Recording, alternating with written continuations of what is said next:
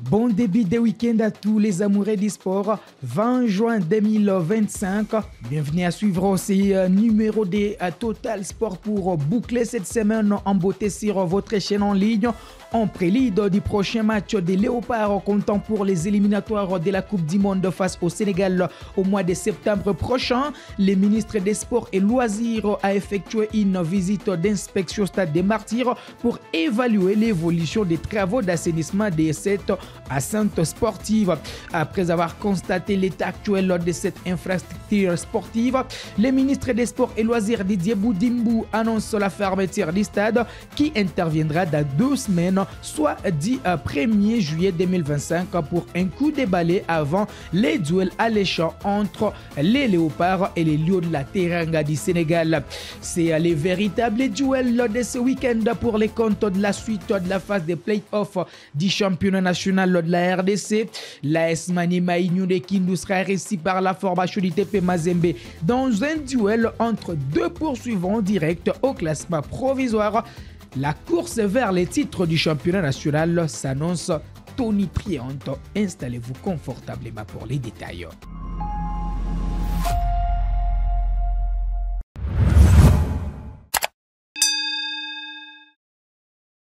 Allez, c'est sous un soleil piquant de ce jeudi 19 juin 2025 que le ministre des Sports et Loisirs a effectué une visite d'inspection au Stade des Martyrs pour évaluer l'évolution des travaux d'assainissement de cette enceinte sportive qui devra accueillir les grands rendez-vous à venir des Léopards début septembre avec en ligne de mire les chocs entre la RDC et le Sénégal comptant pour les derniers virages des éliminatoires de la Coupe du Monde 2026.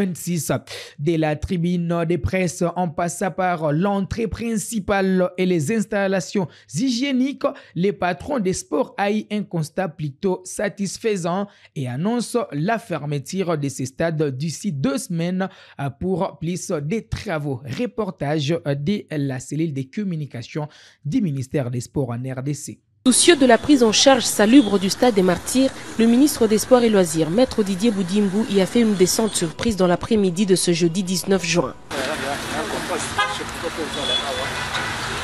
Rejoint à l'entrée du complexe Omnisport Stade des Martyrs par son gestionnaire Dadou Etambé, Maître Didier Boudimbu s'est intéressé aux travaux de ses jardiniers avec qui il a échangé quelques mots. Il y a un grand contraste, saleté à boutique, saleté, ça n'a pas de sens. Et sous un soleil piquant, le ministre des Sports, rejoint cette fois par certains membres de son cabinet, a fait la ronde du stade, question pour lui de s'enquérir de l'état actuel des installations de ce temple du football congolais, notamment les tribunes. Maître Boudimbu a insisté pour qu'on lui ouvre les installations hygiéniques dont la prise en charge est quasi satisfaisante. Ici en bas, il y a des toilettes, bien qu'à l'école. À l'intérieur du stade, on a essayé de faire quelques toilettes au hasard comme ça.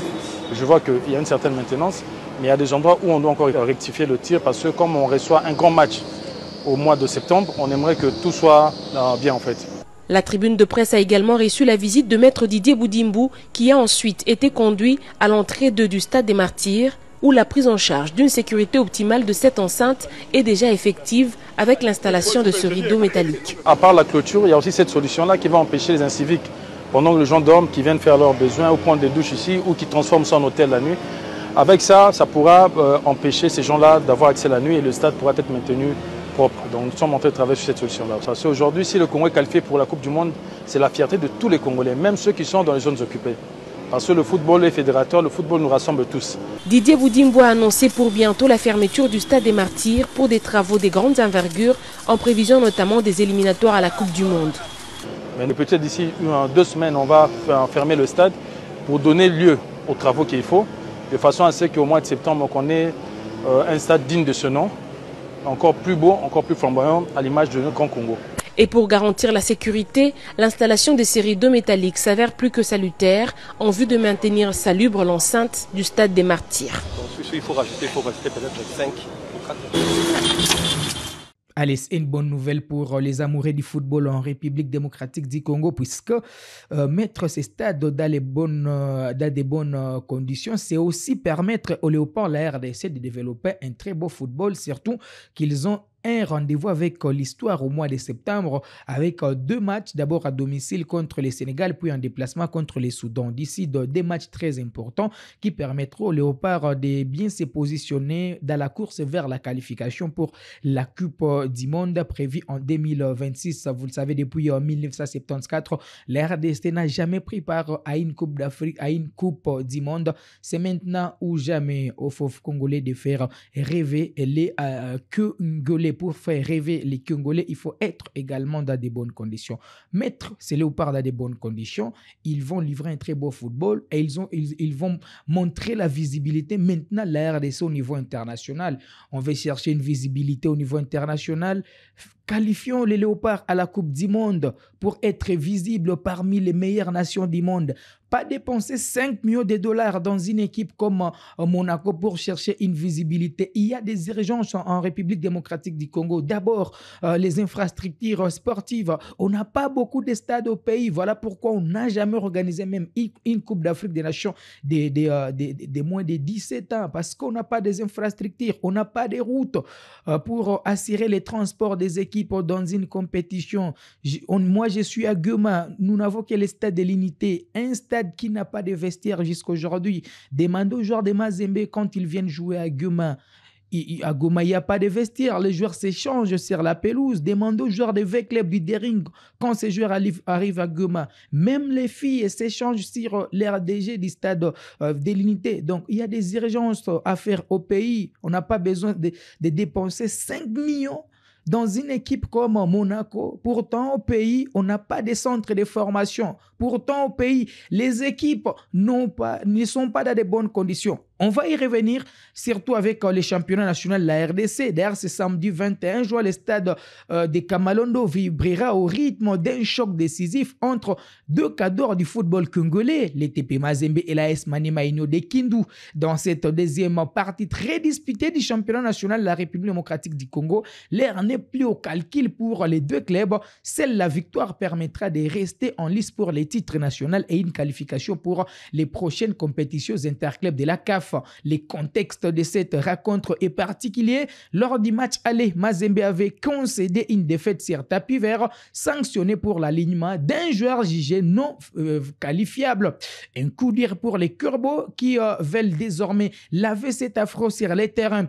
La victoire des 2-0 contre les Dering Motema Pembe lors de la dernière journée des Curbos a redonné la confiance au groupe de Lamine Diaye qui n'a plus droit à l'erreur à l'approche du sprint final. Mazembe et Maniema Union sont coude à coude dans la course au sommet. Bien que Mazembe ait terminé en tête lors de la saison finissante, suivi de près par Maniema Union, cette année, les championnats restent totalement ouverts. Un faux pas de part et d'autre pourrait reléguer l'un des 2 prétendants en dehors du podium, synonyme d'échec pour la qualification continentale. Alors, on va jeter un coup d'œil maintenant sur les classements partiels qui est dominé par la formation du FC Les Aigles du Congo avec 31 points, suivi par l'FC Saint-Éloi Lupopo, 30 points, 3e Maniema Union avec 28 points, 4e l'équipe du tout-puissant Mazembe avec, vous le savez, Mazembe est 4e avec 25 points, 5e les derniers Clé Motema Pembe avec également 25 points et puis 6e le CS Don Bosco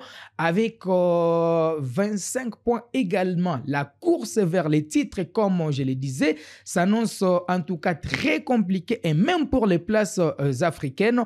En 7e position, nous avons la formation du FC Tanganyika avec 16 points. 8e, là c'est Rangers avec 14 points. 9e, l'AS V-Club avec 13 points au classement. 10e, la formation des Simba avec 12 points. Et puis à la 11e position, on retrouve la formation des Sangabalenda avec 4 points. Et puis Ange Vert compte 2 points. Vous allez comprendre avec moi que V-Club n'est plus en course pour ni les titres, ni la qualification aux interclubs de la CAF. L'équipe pouvait sauver sa saison avec la Coupe du Congo. Malheureusement, V-Club a été éliminé en Coupe du Congo Et la saison passée, l'année n'était pas rose pour la formation de l'AS Club. Il a fallu remporter la Coupe du Congo pour sauver sa saison et jouer les intrigues de la CAF. Donc, rien ne marche dans l'équipe de l'AS Club depuis le départ du général Gabriel Amisikumba di Tango Fort. Depuis la finale atteinte en 2018 avec Flora Ibenge, Club a du mal à retrouver ses repères sur les continents africains. C'est ce qu'on demande maintenant au gouvernement congolais. Mettez des moyens dans des équipes pour permettre à ces équipes d'avoir des très bons joueurs, de recruter des très bons joueurs afin de montrer une bonne visibilité au pays au niveau continental et même au niveau international. Tout est possible. On a vu la formation de Mazembe atteindre la finale de la Ligue atteindre la finale de la Coupe du Monde en 2010. C'était une finale face à l'Inter de Milan de Samuel Eto'o. Est-ce que Mazembe n'avait pas montré une visibilité du football congolais? Est-ce que Mazembe avait besoin de 5 millions pour montrer la visibilité, cette visibilité au pays? Il faut maintenant nous remettre il faut se remettre en cause. Pourquoi le football ne évolue pas? Pourquoi les équipes de la RDC n'évoluent pas? Tout simplement parce que certaines équipes n'ont pas de moyens. À l'époque, quand c'était Mazembe qui brillait, il y avait Moïse Katumbi qui mettait suffisamment de moyens. Quand le club brillait, il y avait un Gabriel Amisikumba qui mettait des moyens. Quand DSMP jouait la phase des groupes de la Coupe de la Confédération avec la génération Bokesse Gladys, c'est parce qu'il y avait un Antoine Moussanganya Lubomguera qui mettait des moyens. Aujourd'hui, les dirigeants sont fatigués parce qu'ils ne sont pas accompagnés par les gouvernements congolais. Imaginez les vainqueurs du championnat national en poche combien? Ça, $50,000 insuffisant pour gérer la saison d'une équipe, insuffisant pour permettre cette cagnotte insuffisante pour permettre à une équipe de recruter des très bons joueurs. À l'époque, c'est le football congolais qui attirait les étrangers. On a vu les Renfol de Kalaba, les Sunzu Stopila briller en équipe nationale. Mais ces joueurs évoluent en RDC. Des Bwana Ali Samanta, des Thomas Ulimwengu. C'était des cadres avec la sélection tanzanienne. Ces joueurs évoluent en RDC. Mais aujourd'hui, tout a changé. C'est maintenant les championnats tanzaniens qui attirent les Congolais parce que le gouvernement tanzanien a mis des moyens dans ces championnats. Eli Panzu a été l'un des meilleurs joueurs du championnat la saison finissante. Il est parti en Tanzanie dans l'équipe de Simba. Fabrice Ngoma, qui était parmi les cadres de Vecleb, il est parti en Tanzanie. Mais quand ils sont maintenant en fait carrière en Tanzanie, ils rentrent maintenant au pays pour vous montrer que le football congolais, les championnats nationaux est en décrescendo. Il faut y mettre 10 moyens. Si aujourd'hui Djouma Chabani est revenu d'Avecleb parce qu'il est en fin carrière, après ce qu'il a donné comme performance du côté des Young Africans de la Tanzanie. Aujourd'hui, c'est Yannick qui est rentré au pays après une très belle saison avec Yanga, après un très beau parcours avec Azam. Maintenant, il est fin carrière, il rentre avec Club. Très chers dirigeants du football congolais, très cher gouvernement congolais, mettez des moyens dans nos équipes au lieu d'investir $5,000, 5 millions dans une équipe comme Monaco pour chercher ne serait-ce qu'une visibilité. Allez, c'est la fin de ce numéro de Total Sport. On se fixe rendez-vous très prochainement. Ça sera avec un plaisir renouvelé.